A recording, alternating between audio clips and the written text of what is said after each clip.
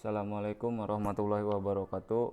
Bertemu kembali dalam mata pelajaran pemeliharaan sasis sepeda motor untuk kelas 11 TBSM dalam pembelajaran jarak jauh SMK PGRI 1 Gantar. Masih bersama Bapak di sini Agung Permana. Kita akan melanjutkan pertemuan yang kemarin dan kali ini di pertemuan yang keempat di poin yang kita ada perawatan rem hidrolik untuk kalian pelajari, untuk kalian pahami, dan untuk kalian evaluasi ke depannya. Yang pertama, pemeriksaan mekanisme penggerak rem hidrolik. Baca oleh kalian pemeriksaan kebocoran fluida pada sistem rem penggerak hidrolik.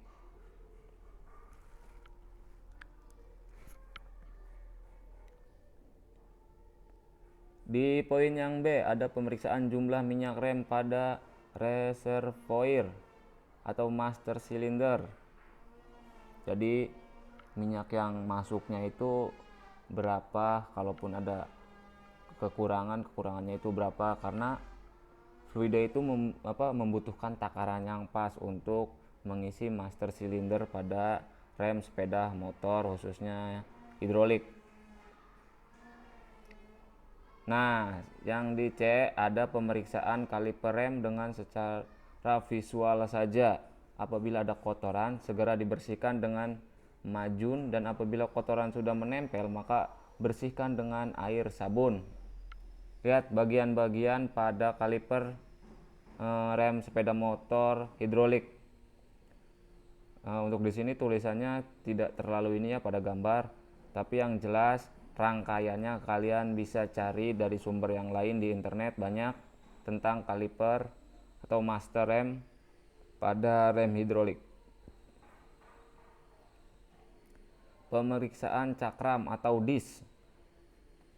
Dan biasanya untuk kelas-kelas yang sudah, Bapak tidak mau yang mendengar piringan lah apalah, Bapak maunya kalian memahami cakram dis, walaupun pada kenyataannya kalian pasti sering mendengar piringan dan lain sebagainya. Pemeriksaan dis atau cakram. Yang pertama, memeriksa cakram secara visual terhadap keretakan atau kerusakan. Jelas, kalau misalkan ada keretakan akan mengganjal pada kanvas rem. Dan apabila nanti terdapat ketidakpresisian atau misalkan pernah terkena benturan yang hebat, pasti akan terjadi gesekan tanpa disengaja yang dapat menghabiskan maupun dis ataupun kanvas rem hidrolik. Yang dua, mengukur ketebalan cakram pada beberapa tempat. Kenapa? Bila terlalu tipis sudah harus diganti, tidak bisa diservis atau diperbarui ulang, harus diganti.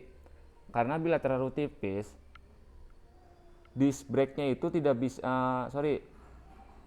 kanvasnya itu tidak bisa menjepit dari piringan dari cakram disc yang ada pada sepeda motor. Jadi harus diganti.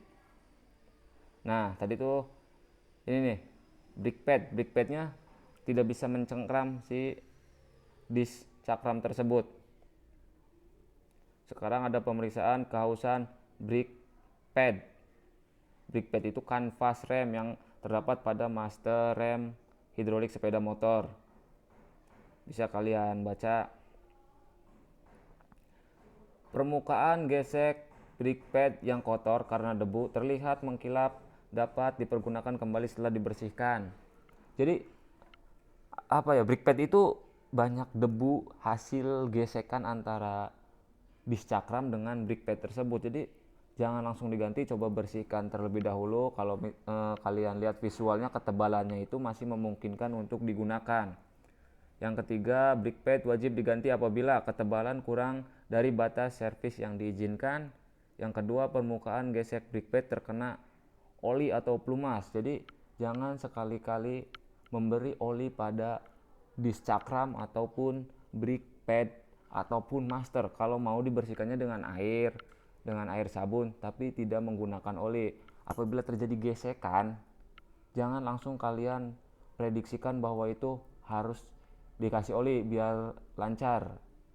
Enggak, malah itu merusak brick padnya tersebut, karena brick pad itu tidak bisa menyerap cairan-cairan seperti oli, jadi tidak akan kering selamanya. Brick pad tidak akan bisa mencekram discakram selama ada oli di brick pad tersebut. Oke, untuk pertemuan keempat ini untuk rem hidrolik, karena dari beragam jenis rem yang Bapak bahas itu tentang rem hidrolik, kalian pahami, kalian cari tentang rem hidrolik yang ada pada YouTube, channel yang lain, di internet juga kalian cari, dan juga kalian baca-baca tentang rem mekanik dan lain sebagainya, karena ada jenis-jenis rem yang tidak Bapak jelaskan karena Bapak mengikuti perkembangan dunia otomotif. Sekarang sudah jarang sekali menggunakan rem mekanik, tapi walau bagaimanapun kalian harus tahu karena masih banyak juga yang menggunakan sistem rem mekanik.